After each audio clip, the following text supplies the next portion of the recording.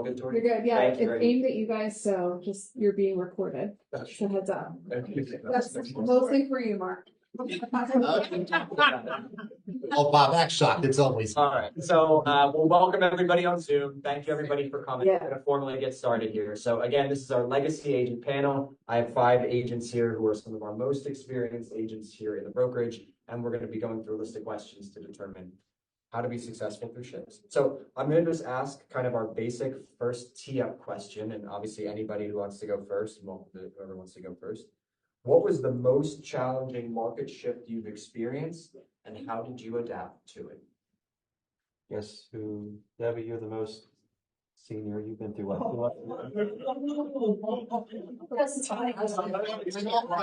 In all fairness, Debbie started real estate 10 years before she was born. Right. She was 30. I was a rookie, and I remember Debbie. Yeah. So Debbie.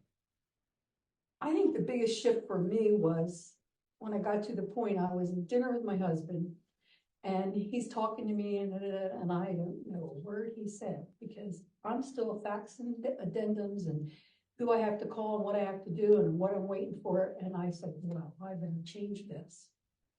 So I started working on creating a team. And that's a big thing that Keller Williams helped with me. They helped me create a team. And because of that, I was able to, I got the wrong assistant the first time. It took me one time. Next time I got the right one. It was fantastic. I started being able to let go of things I didn't think I could ever let go of. And I recruited members to be on my team to give me more time. And I built my business from there. And it really made my life worth living because it was to the point I never stopped. So not necessarily a market shift, but a shift internally for leverage. It was time for me to do that or else I couldn't continue doing what I was. Got it. Okay. Thank you. In a quality manner. What time Maria, since you teed up Debbie, you guys Yeah, give you guys let Maria start and I'll. Market shift was definitely 2006, what that ushered in. That was 1 minute, you stick a sign in the yard and you have 20 offers in your hand, and the next it's just crickets and the phone's not ringing and nobody's buying and selling and the sky is falling. And then, so we really had to, there's a really good book I recommend. It's called Who Moved My Cheese? Great book. And I always say we really had to move our cheese and start focusing on different things. We got a real estate coach. We started with Buffini coaching at that point. I doubled down on my education and started getting all the designations that I could. We got into our flipping business at that point. Well, we were still doing it, but creating our own inventory that way.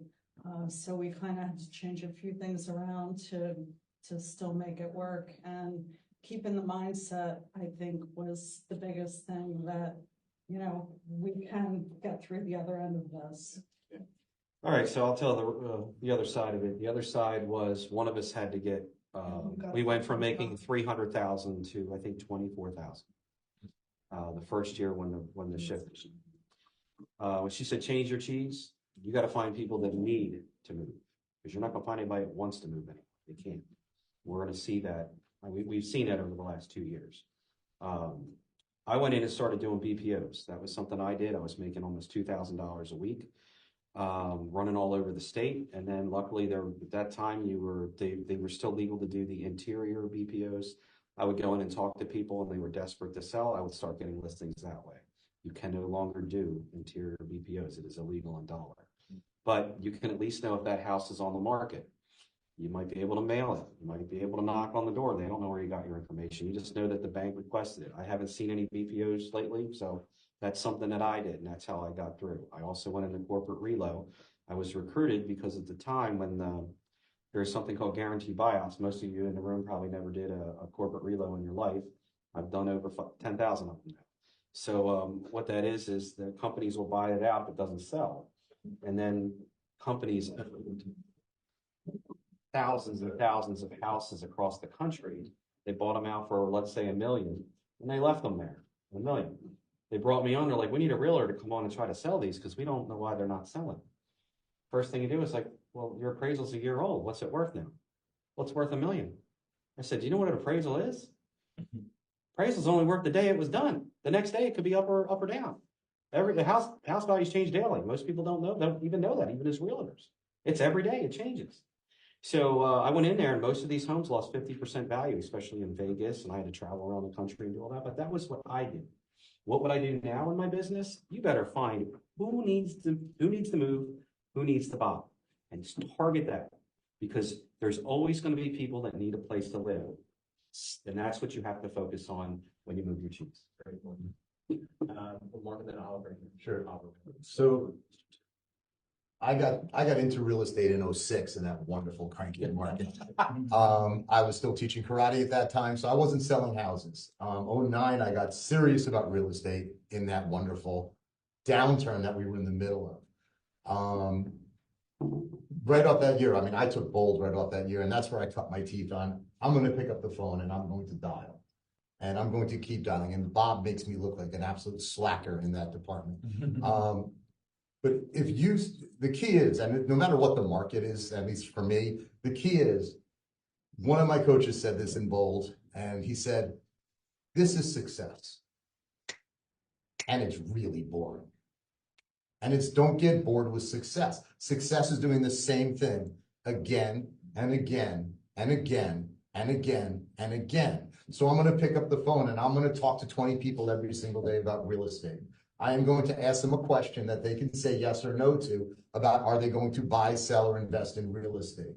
And by doing that every single day, in a good market, you'll get, probably, if you're good at your scripts and your conversations, you'll get 1 or 2 appointments a day.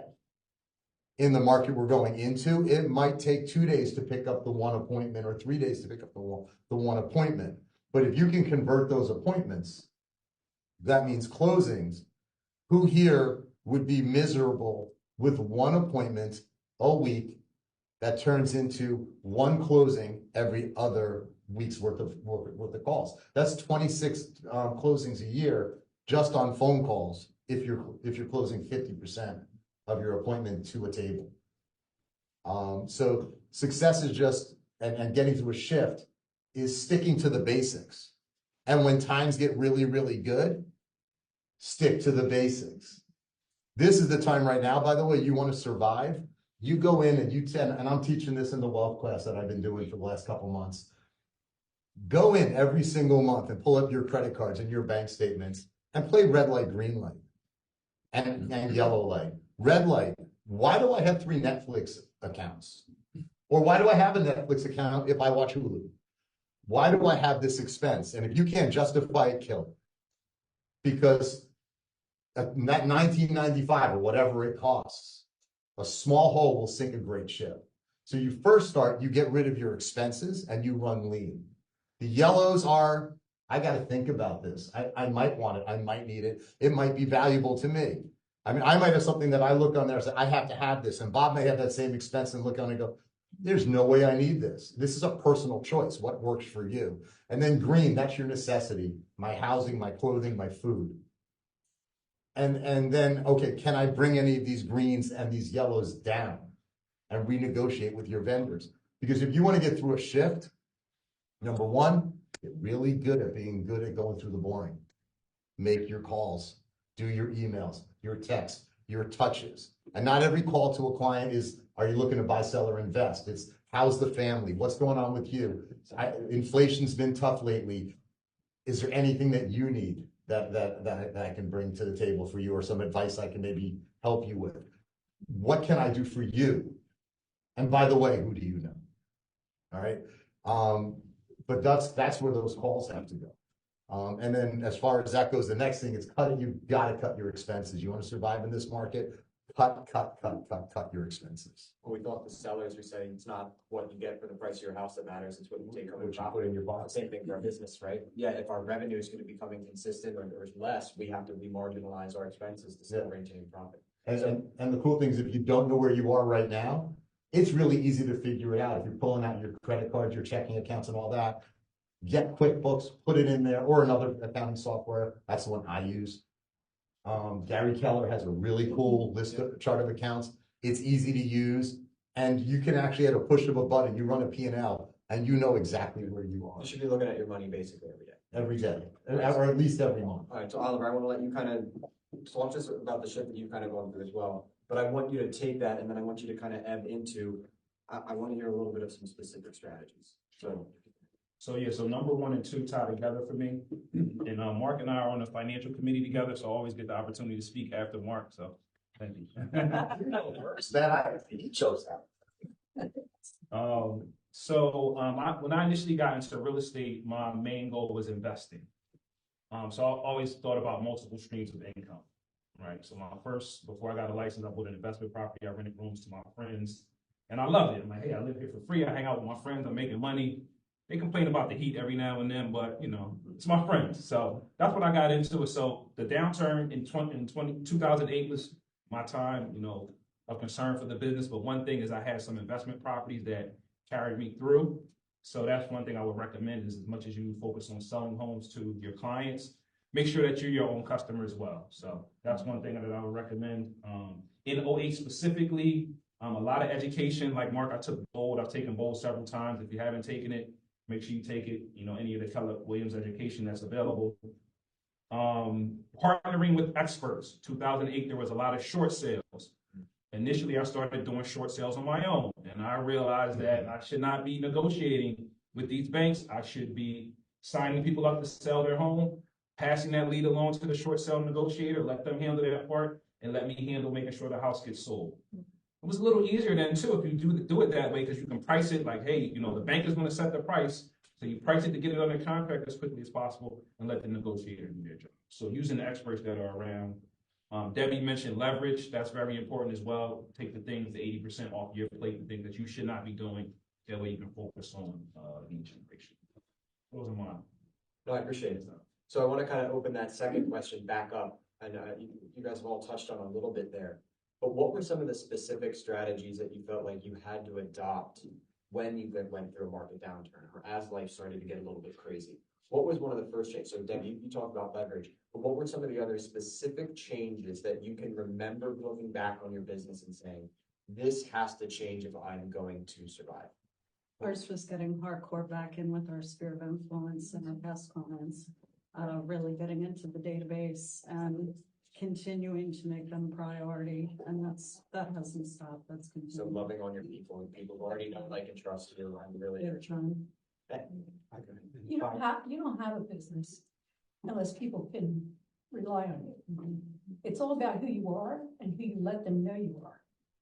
And when, you know, it's the proof's in the pudding, getting the job done and showing them that you're representing them and you're really out for their interest, not your own. And so a lot of these questions I hear discussed with people, it's a little bit too much like, you got to think about it. Is that self-serving to me or is this self-serving my clients?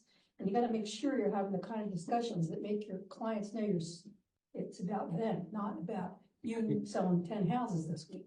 You know, you've got to make sure that they understand that you're trying to help them be successful in their real estate investments and how they're handling their life as far as their ability to gain wealth.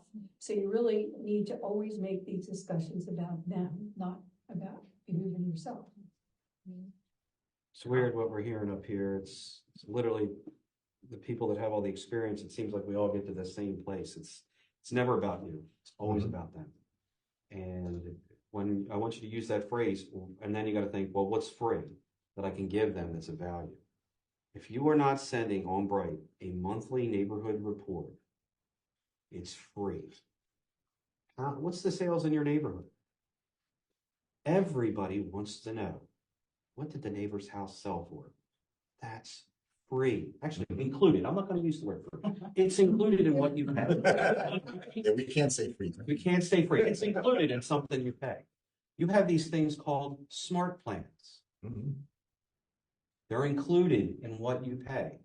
You need things to go out to them of value every month that you can set it and forget it. And once a quarter, that's what Mark is. I tell you, real estate is a full contact sport. You need, not 20, you need 50, you need 100 contacts a day. Our database is around 7,000. I'm in here at 5:30 in the morning. The only person that comes in the close is Mark. Comes in sometimes at 7:30. this place is empty. I love it because it's dead quiet, but I'm thinking to myself, why am I the only person in here? I don't know. Nobody else is in here working. I always wonder that. Because sometimes if you're around other people and you surround yourself with other people that are doing it, it might rub off on you a little bit. You got to remember that, again, your life is a secondary thing. It's your client's life right now. You're a business owner and you have to make sacrifices. When we go on workcations, because they're not vacations, we work the entire time we're there, but we're doing it with a beautiful view. We're on a cruise ship. We're in Maui. The last time we were in Maui, a record is in 21 days, we sold 14 houses. You got to have the ability, if you go away, you better have the internet. You better have your phone with you. You have that. You can't go to a place that you don't have those things. It's just something you're going to have to eliminate and have other people on your team that can cover you 100%. We do virtual listing appointments from wherever we're at. We have one of our staff go there and stick us on an iPad. We do the whole presentation wherever we're from. Where are you at? Oh, we're in Maui. We'll be back in a week. Oh, that's great. And that's back to Debbie's point about leverage, having a team. That work-life balance is just like, I mean, I remember being at that point where you're sitting at the table drooling because you're so stressed out and never worked. We cover each other, you know, Nicolette goes on vacation, Mexico, we cover her. We go on vacation, she covers us, she dog sits. Need a dog sitter, highly recommend her. But having a team is almost a necessity. Being part of a team. You don't have to have the team, you be part of a team. That's what I was gonna say. Is that I went away for a week in January, Punta Cana, and this was the first time ever that I was able to be away and knew that that business was covered. And Tracy had to be, how long were you out for? For my back? Yeah. Oh, like almost 4 weeks. Almost 4 weeks, and 2 months before that you were out, you were in Punta Cana. Yeah. So, and her business did not stop because her partners on our team made sure that not only there were listing appointments, there were buyer appointments, there were showings, there were closings, there were all sorts of stuff going on for her life. But because she's partnered on a team, she had that exact same benefit I had when I was able to go away for that week and there were closings and other things happening. I didn't have to worry about it. I knew it would be done. You know, I call her my Mo Anderson from the Gary Keller hire. We have Kim, and she makes sure that that office runs. She's like that right choice, like Brittany was for you. All right, so that great choice in there to run that business. Tracy running the coaching and the sales side there makes it so that no matter who goes away, things are covered. So I want to make your life much better. Wait, can we redo that again so I can record? I will do it. In order for us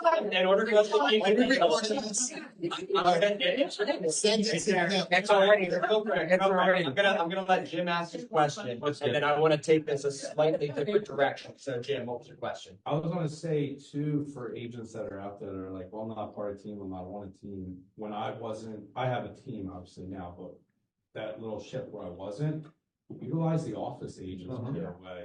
I still utilize like showing agents all the time. It doesn't, you know, you're sitting there like, well, I don't have that. You do have that resource. You have all of us. So So I want to take the conversation a little bit. I want to take the conversation a little bit differently. And that's, you know, as we come back to these shifts, right? You have before the shift happens, when the shift happens, and then as the shift is it's actually starting to fall out. Your clients. When we started having these phone calls about this NAR settlement specifically, a couple months ahead of time, right? We started to hear a little bit about this. We started to have small conversations around this with our clients. And so there's this kind of trepidation period leading up to a change, and then the change happens, and then there's the follow-up. How do you handle the conversations in those 3 phases with your database, with your clients, whether they're current, past, active, whatever it is, your sphere? How are you handling those conversations as the lead up to a shift? How are you having the conversations during the shift itself? And then how are you kind of having the conversations as we get farther away from the shift and we're kind of in the new world of real estate? So talk to me really about that client relationship communication through the process. And I could talk about new clients as it's been since the settlement. I've completely changed my strategy when it comes to listing appointments. They ask me, hey, what's your commission? And it depends on what I feel. I'll be like, I charge 2.5. Oh my God, the other person's at 5. And I go, well, I don't do dual agency, so I'm only gonna charge my fees. I'm gonna let you know that the buyer's broker is gonna come back and ask for a fee. They're gonna say either 3%, 2.5%, 2. It's your decision. It's all negotiable on what you're gonna do. But I need to make sure you're gonna offer some form of compensation, so if I'm asked, that you're willing to do that. I've literally 100% every listing has gone with me. And they just fired a guy because he did the 5%, and they just fired him today. They had me come out because he offer 330 when the house is worth over 400. So I think the guy was trying to buy himself. So I'm not going to say who it was, but that's my strategy right now, and it is big time working. Because really, if you're not doing dual agency, what are you really working for? What number is it? We were always saying 5, 5.5, 6. No, I get this for what my services, my broker gets. If they split it with me, because they think you get all the money, just say, no, I split it with the broker. I get this amount. And then you tell them which sometimes they ask you, well, I have on homes.com, which luckily we just got out of our contract. Cool. It was $1,700 of wasted money. I was so pissed. And what I'll just say as a clarifying, is we do record these, and as we are a little bit of a, we don't set any commission amounts for any of this. Apples and At all general and acceptable and negotiable. Right, everything's negotiable. I said, we talked. I didn't say, no, that's my minimum. I hear. And we're all in the same boat. So Oliver, I want to kind of come from this way down. So talk to me about your communication with your clients and your ships. So one of the things that has worked for me over the years is I do a really good job of keeping in touch with my database. I know in the class you talked about, Connor, when folks move 7 to 10 years, making sure you are in touch with clients during that, 3.5 year time frame. We're not looking to buy.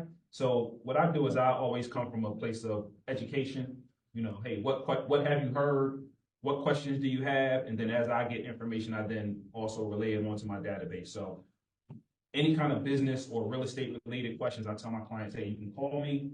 I'll be a resource for you. If I don't know the answer, I'll get the answer for you. And then I just share information as I get it. So with the NAR change, as I was doing my buyer consults, I was already telling clients, hey, this does not apply, but this is what's coming up. So you can be prepared for it. And that also helped me get a lot of the questions from the clients ahead of time before it went into play. So months ago, all of my clients already knew, hey, this is what's coming down the pike.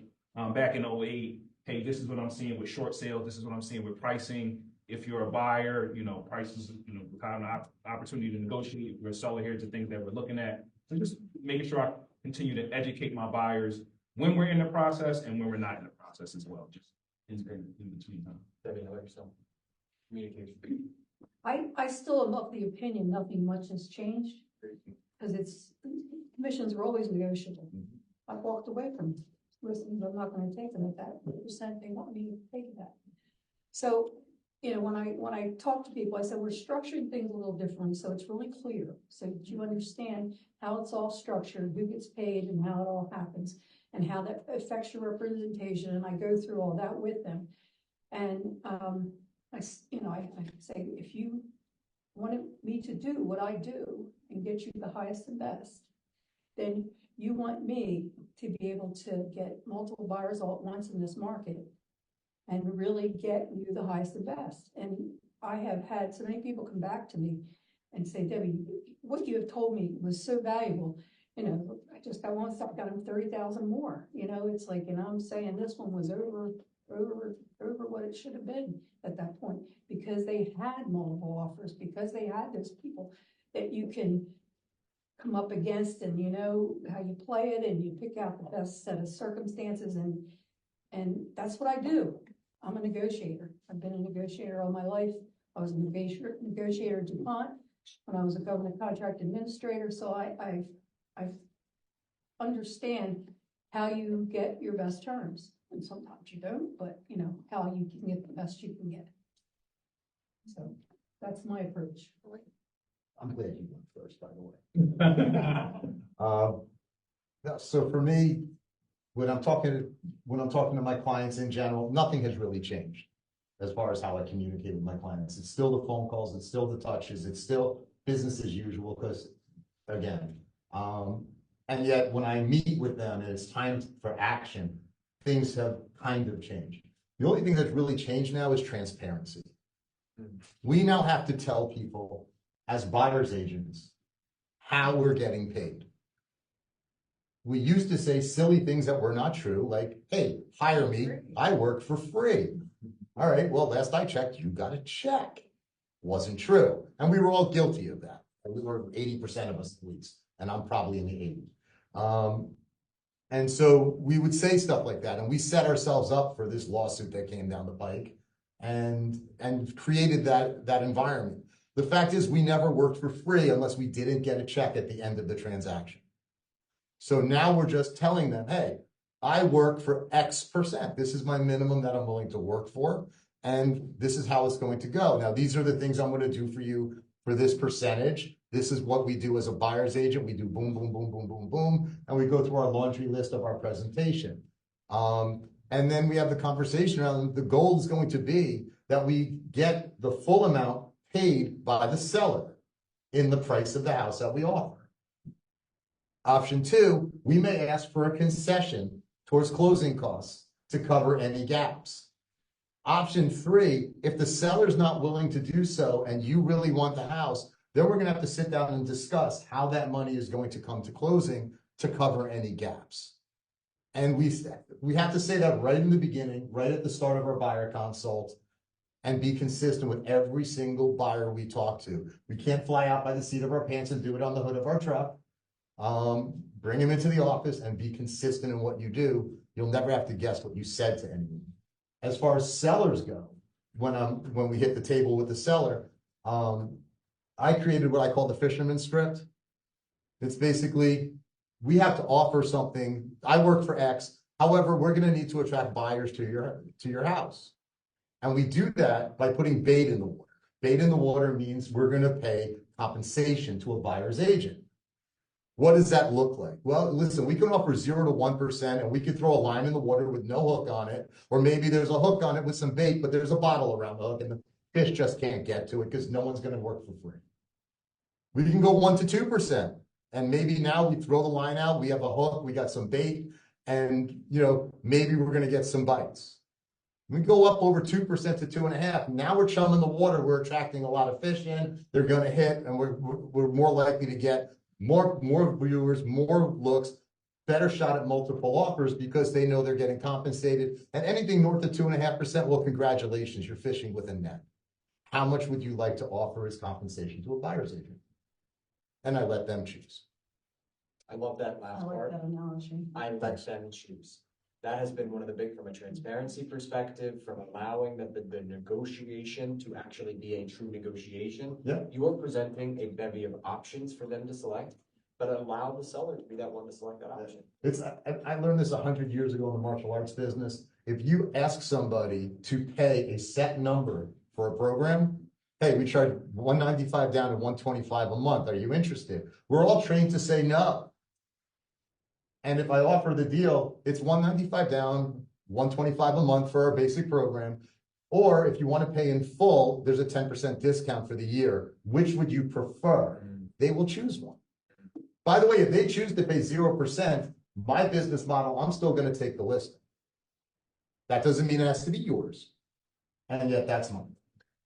I want to get off of tactic for a second, and I want to come back to mindset. Because we have a lot of agents who are new agents who they're like, look, I'm dying to do the tactics. I love all that sounds great. And I'm still trying to get my first listing. I'm still trying to get, a couple of my first buyers under contract. I still want to do this.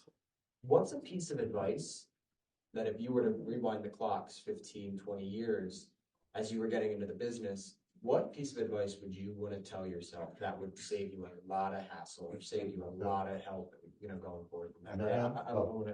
I literally had this question, and Jamie basically would never let me speak in front of anybody again. All right, first thing I wish somebody told me, I don't sell houses.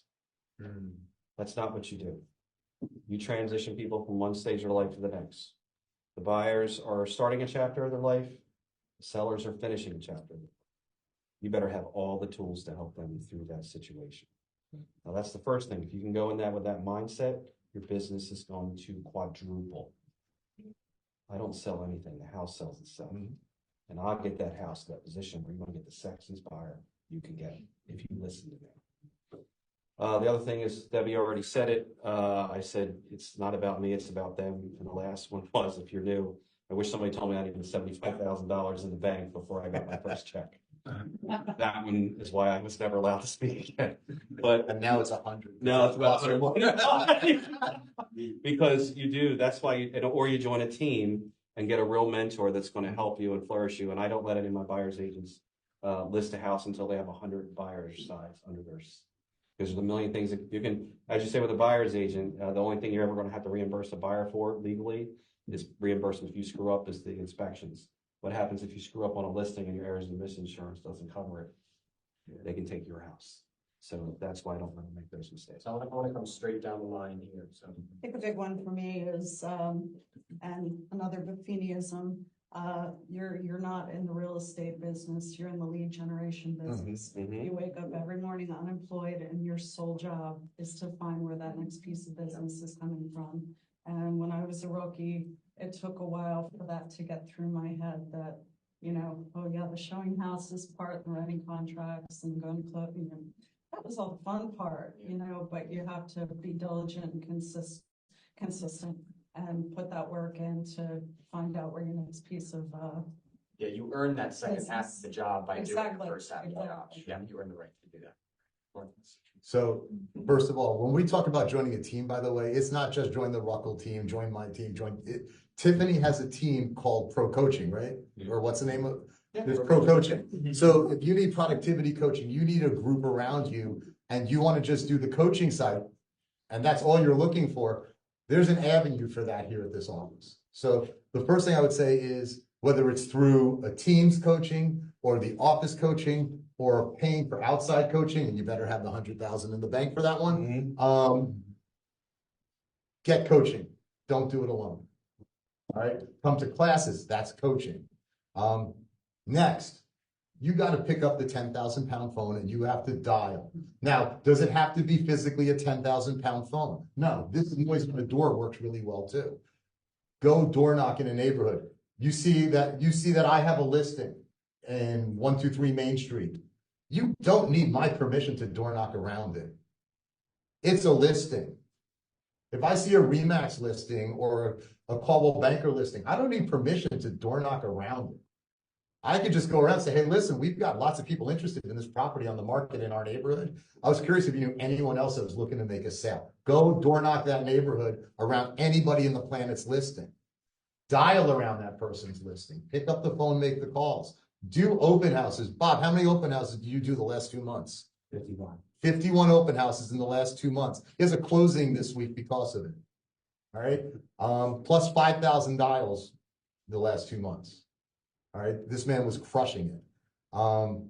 So go out and do those basic things that are required to run a real estate business, because otherwise it's a hobby. If you only do the fun part, like we talked about before, man, I'm at the closing table. This is fun. Yeah, this is great. Tracy's buying new shoes. All right. So I got to close. It's all good. All right. That's wonderful. That's a hobby. That's a hobby. All right.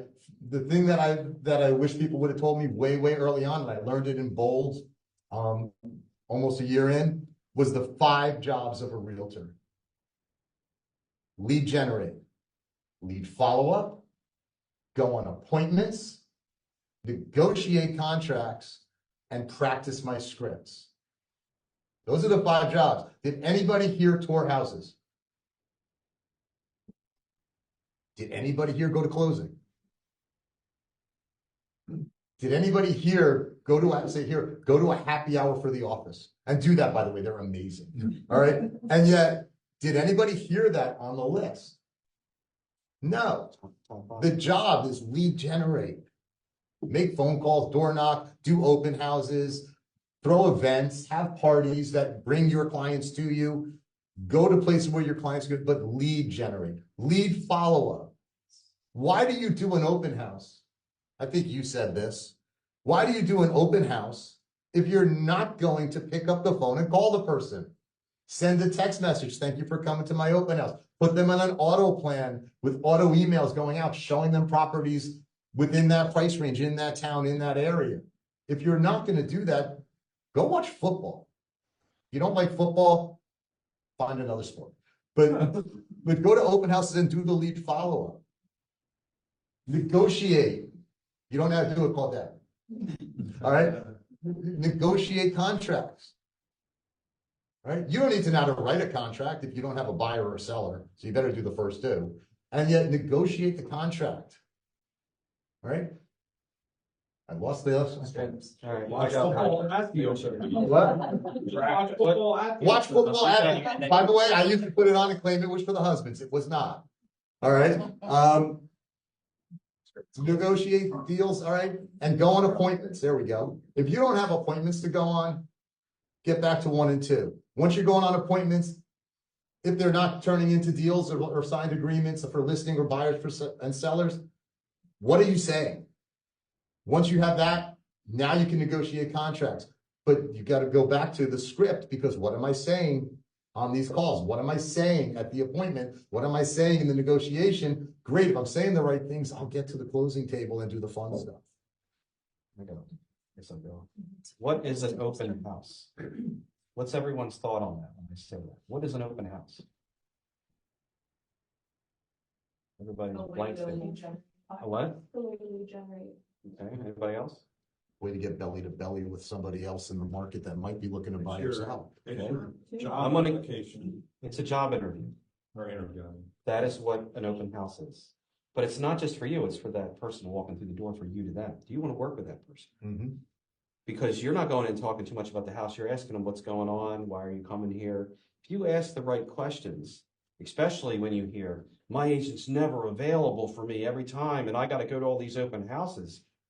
Well, are you allowed to say anything at that point? Yes, they're in your open house. They came to you. You didn't go to them. Are you crossing anything? Just say, wow, I would never do that to one of my buyers. I'm always available. I have captured more people getting firing their agents from open houses. There was a point where every open house, I would get one buyer, and I would do 2 open houses a weekend and have 4 transactions. Because they come to me, and once you get a lot of experience and they start seeing you're the most experienced person, do you want a rookie helping you that doesn't know anything? Or do you want somebody that sold thousands of homes? And that's, unfortunately, when we're sitting up here, we have the ability to say that. If you're new, you don't. But you can say I'm on a team Mhm. that has that experience. We sold over 5,000 houses over the last 20 years with the experience on our team. Is that something you're looking for? Somebody that can negotiate on your behalf and give you the best possible deal? And now, if you're not doing open houses, you're crazy, because everyone else has to sign the agreement ahead of time, and they're scared to death to sign this buyer compensation agreement. Do they need that for an open house to walk through the door? That's your job interview. Now, if you don't know how to do an open house, then you might want to partner with someone and that does know what they're doing, who has a high conversion rate within the home, and maybe learn those skills. That's what you really have to pick. Yeah, I want to keep bringing it down because I want to ask Debbie. Oh, and Debbie, Oliver. yeah, sorry, guys. No, it's okay. So I'm gonna grab these two, and I basically have one final because we're right about. Okay, so I want to ask, from your perspective, what's that piece of advice that you'd go back and give yourself as a new agent? It took a while to get there. I was a Remax for a long time, and it's like being on an island. If anybody that's a new agent that's in this room, you're in the right place, because you're gonna learn how to do this and be successful. Nobody else out there is sharing really this kind of stuff. They don't share. They don't talk to you. You walk in the office. You're the competitor.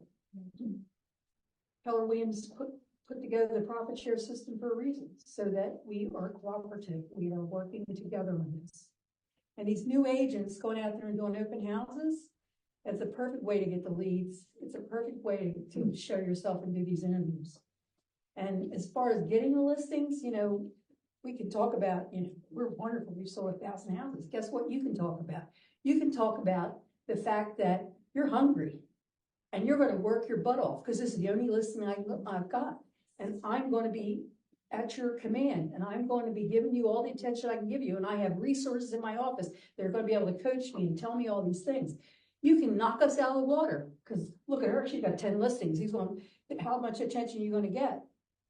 So you can come in there and go to that venue for you to get the listing. I mean, you really can. You really make yourself knowledgeable, make yourself understand that it's about them, not you, and do all these things you need to get yourself ready for that interview. You can kill it. So all these new agents here can knock us out of the water any day when they go in there and tell them that we got somebody listening, we're not paying attention like you would. All right, Oliver. Something I wish somebody told me was to make sure you talk to everybody that you know about real estate. So when I started in real estate, I did not have that mindset. When I came to Keller Williams, it was around 07, 08. And, they talked about, take everybody from your phone, put them in your database. Don't discriminate about who you talk to. It took me a while to do it, but when I did it and put everybody on there on the plan, I doubled my business that year. And this question is important to me right now because I'm thinking about this actively because my son is in real estate now. And I told him the same thing yesterday. And with his list, he deleted maybe 300 or 400 people that he had in his phone. I backtracked, said, get that list back. And he texted, 38 people yesterday of the people that were going to be deleted and got 7 callbacks and 1 lead out of people that he would have deleted. So don't discriminate about your database. Put everybody in there, put them on a plan, and reach out to them systematically going forward. So how many times did dad say, I told you so?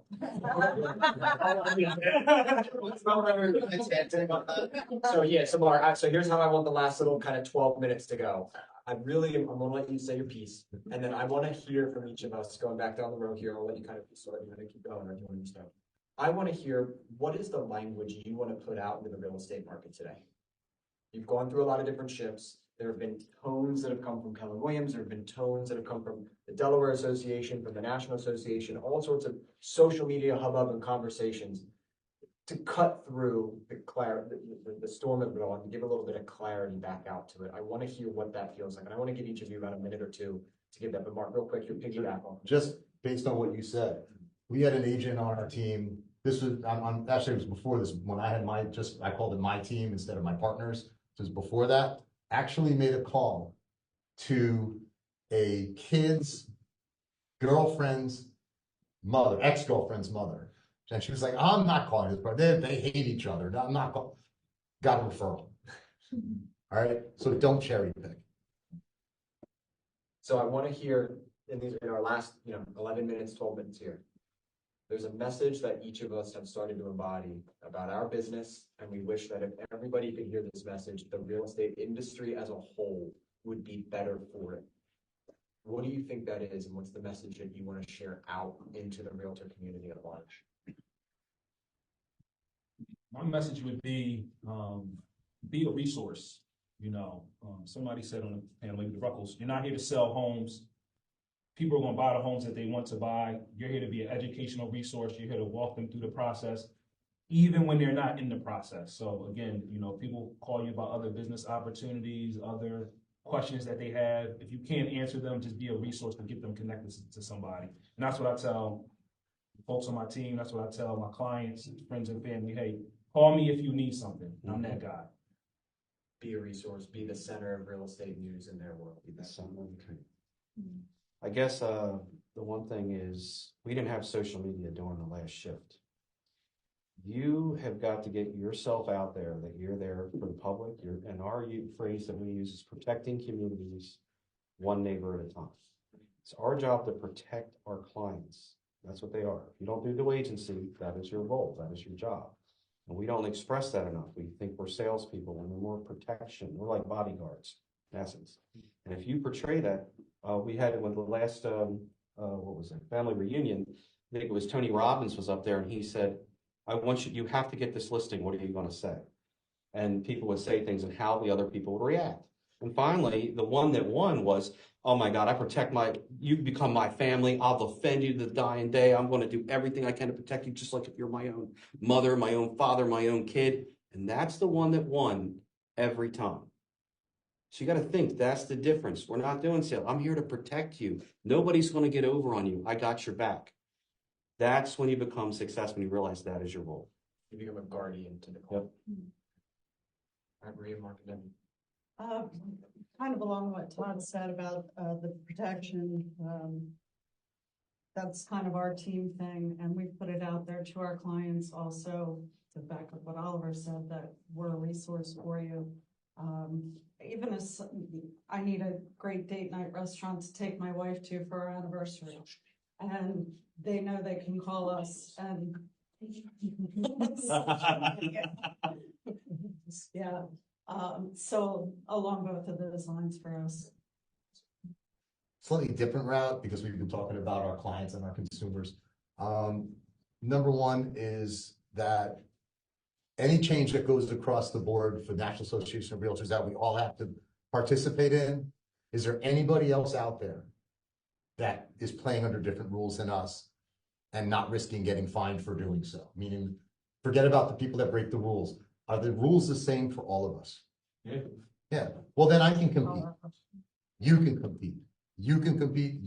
Everybody in this room can compete because the rules have changed for all of us, even though they really didn't change that much. So we can all compete. There's nothing out there that we should be panicking about. All right. Number two is play nice in the sandbox. Because I'm telling you right now, all those other realtors out there, we have a reputation among them based on how we've treated them in previous transactions, how we've acted when they've had a request, how we've acted when they've come back with an answer to our request. Right? My goal when I deal with a realtor is I want to make sure that after this transaction is said and done, or we became friends, through the transaction, something where when my offer rolls across their desk, their eyes don't roll and they say, oh crap, this is going to be a challenging one because it's Mark. That is not going to happen. You're not going to find too many realtors that with all the stuff that you guys can say and joke about me will say, oh crap, Mark put the offer across the desk.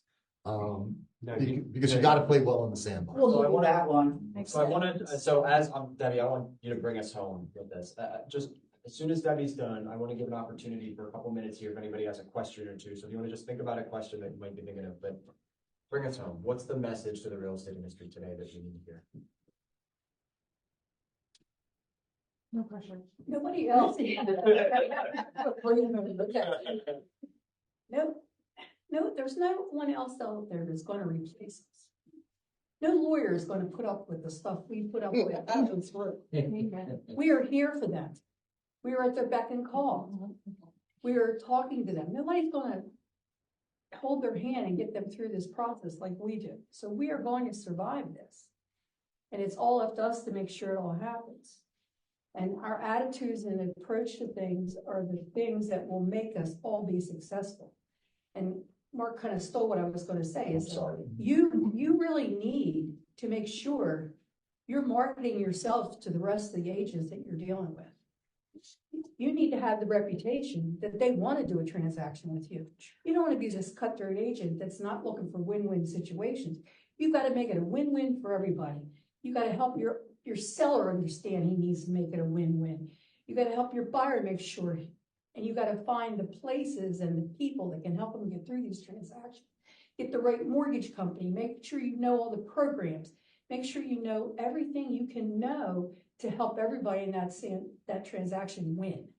Even if you're telling the other agent that there's a mortgage company that's going to get that guy a mortgage better than the one that you have, because you know you've dealt with this guy 10 times and you know that he's not the guy to make this happen. You just make the suggestion. And I've had people come back and say, wow, you gave me a way that I was able to make my business better. And they remember you the next time. They remember when they have 5 offers sitting on their desk that they're discussing with their seller. I have agents, I can tell you, this agent here is going to make our life miserable. Every time I deal with this agent, they give me a laundry list of baloney to repair. We put that on the floor and we go to the next one. You don't want to become the person who gets put on the floor because there's lots of them out there. We all know, people who've been here a long time know who those people are. Mm-hmm. And I do it a little differently than Debbie. I just tell a story about what that person did, because I never want it, with the ethics and everything. I'm really concerned about it. But I say, hey, this is what happened on the last deal with this person, and this is how they did it. Because I can't really. I'm just going to tell you the situation. You make your own mind. Yeah. We've had it before where we've been in multiple offer situations as the buyer's agent, and we've had our offer chosen over a much higher offer simply because I know it's going to get to the table. I know it's going to close on time. And I know I'm not going to have, agina the whole time dealing with the two of you. So it makes a difference. Luckily, everyone, if you're ever at a loss, for what to do. It's written. Mhm. That value statement was written for this type of a conversation. It's how you interact with yourself, your team, your business, other realtors, the office, the community at large, clients, etc. So, any final questions here for our panel before we start to wrap up? Anybody have anything they want to ask? Here, I'll go, excuse me. When I wanted to ask a question, the person had a coffee fit. I got 2 pages of notes here, and thank God this is recorded because there was some gold that was an absolute offer. I mean, from the 5 of you, I would feel super comfortable if the 5 of you were representing me in a sale. And it speaks to exactly what Debbie just said. And Todd, your reputation precedes you in this business, right? It truly is. So the only thing that gives me the warm and fuzzies is if one of my clients showed up to Todd Maria's open house, I'm screwed. Not if you did a good job. They'll be, and because I'll tell you one thing I do with the open house before I cut you off. If that's a great agent, tell them they're a great agent to their client. They're going to represent them great. They'll call you and know that Deb Harris is the president of, and she came back on me and said, I can't believe you did that for me.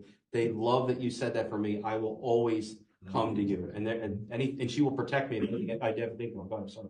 So Todd, actually coming right back to you, I don't know what the hell's going on. Excuse me. It's so emotional, you're just. Let's do it, brother. That's Everyone, fire. if you're taking a note, you take it right now, because Todd, you're scripting for when you're sitting down with your seller. If this is rookie, I'm in a lot of trouble. It's from Tori. You're good. Just, if it's okay, you can just repeat that. From how you articulate what you charge for your services, and then opening up for a negotiation. I think that is a huge. Well, if I'm in a competitive situation, I'm going to go to my lowest commission, which is 2.5, which everyone in here would be happy getting. Correct? Everybody, all right. But I usually start at 3. When I said, what do you charge? Let's say I charge 3%. And they're like, wait a minute, this other person said 5 or 6, because you're always competing now. You're always competing. I said, no, we only represent you. We don't do dual agency. What's going to happen is they're going to add, the buyer's broker is going to ask to be compensated when they bring their buyer. I mean, I don't go as low as 1. I say 2, they could be 2.5, they could be 3. It's all part of the negotiations. It's up to you. If they come back and only say 2, then you just saved yourself, a 1.5%. And it's for every 1%, you save yourself $100,000 for each 100,000 on your house. And that's where you save your money. But we've already leveled what our experience is and what we're bringing to the table, because we tell them how we're going to negotiate on their behalf, how we're going to protect them, how we're going to get their house ready, and how the word I didn't use earlier, we're over communicators. You will get sick of hearing from us and keeping your updates and what's going on with the showings. You're going to get immediate feedback. I said, this is a partnership. We are partners to get this sold and to get you to the next stage of your life, whatever that will be. We will help you get there. But on the back end of that, you also, I got that. My voice. You also said, are you willing, the buyer? Oh, that's correct. Right. Are you, I said, but I have to make sure that you're willing to give some kind of compensation, or we're not going to have anybody showing their home. So I really love Mark's fisherman analogy. Yeah. I'm stealing that. You can have it. You can have it. I'm I'm stealing letting the everybody know. A lot of your friends at other companies just found out this week that they have to cover the difference. If They have they're not what? getting 2.5% from corporately owned offices. I'm not gonna say who, but probably one of your friends. And on top of it, they increased their errors and emissions deductible from 0 to 15,000. So if you're having some of your friends at other brokerages that are feeling a little angst about what's happening, introduce them to Pierce, introduce them to Connor, be more than happy to talk to them. They didn't put that in writing yet, but I've heard from enough of those agents this week. What is it that's going in right So now? yeah, I didn't miss that. What is it that's Some of the happening? corporate offices are making their agents. Mandating. They don't that get to- they don't Sure, get anything short of that the 2.5. agents cover Oh, I whatever. love it. That's priceless. 2.5 on the buy side, or 2.5 on the In lift general. In general. Each side. So if you get 2%, they're making You pay pay the 100%. You don't get 2.5. You got to collect it off the client. Depending on But if you don't have Well, even bigger, the deductible as well, as big, is they're going from 0 to 15,000. That they have to go out of pocket before the. All right, everybody. Well, we are right here at the end. I want to give a little Thank you for obviously, this isn't a closed conversation, right? These conversations happen every day as we go forward with all sorts of different conversations with our clients. Don't retreat in times of trouble. Open up to our office, open up to our experienced agents, open up to myself, Pierce, Frank, whoever that's here. We are happy to help you, Tip. We're all happy to help you. So thank you guys all very much for coming. Appreciate it.